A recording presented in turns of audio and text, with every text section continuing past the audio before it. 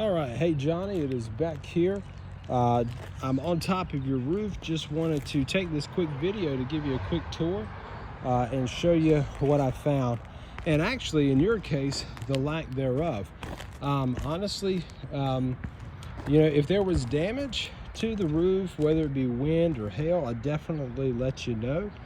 I'm just not seeing anything that would be deemed wind or hail. The shingles are a little bit older, but they seem to be in fairly decent shape. What is the discoloration here? That's just simply algae. You don't have anything that would indicate a missing shingle or a wind crease shingle.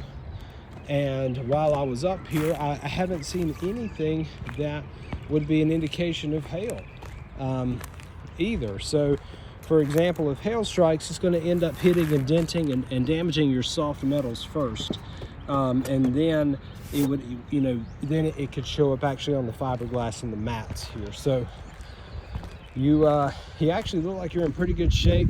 You've got this one over here. So the question is, why the leak? If everything's in decent shape, why is there a leak?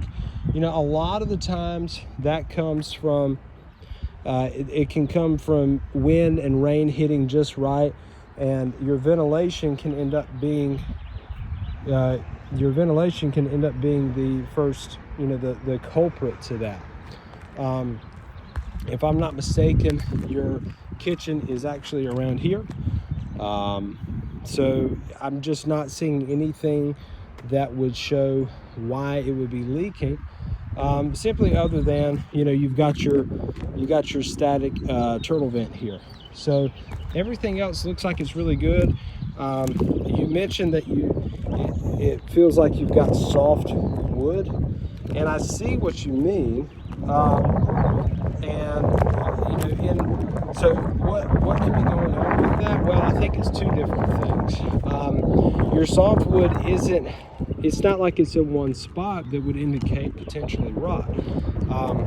You've got soft wood throughout the entire house. So it can mean a couple things. One, it can mean that whenever you bought the house, probably before you bought the house, that whoever put the sheathing down on your house used a sheathing that was thinner than what was supposed to go on here, which could be the case. And also too, it could just be the space in the rafters, or a combination of the two.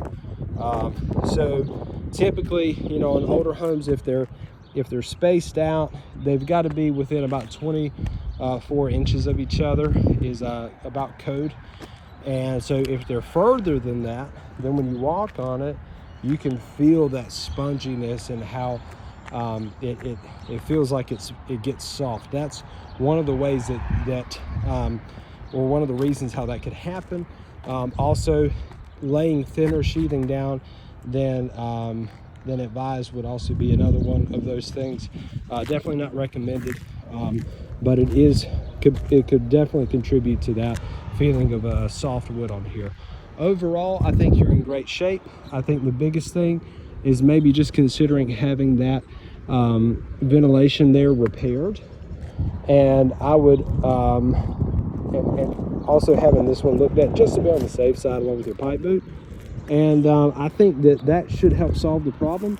Your roof overall is in good condition, nothing to worry about here. And when a big storm or any type of larger weather event comes through, we can always revisit it then and see if there's anything new to account for. So I hope this helps. We'll talk to you soon.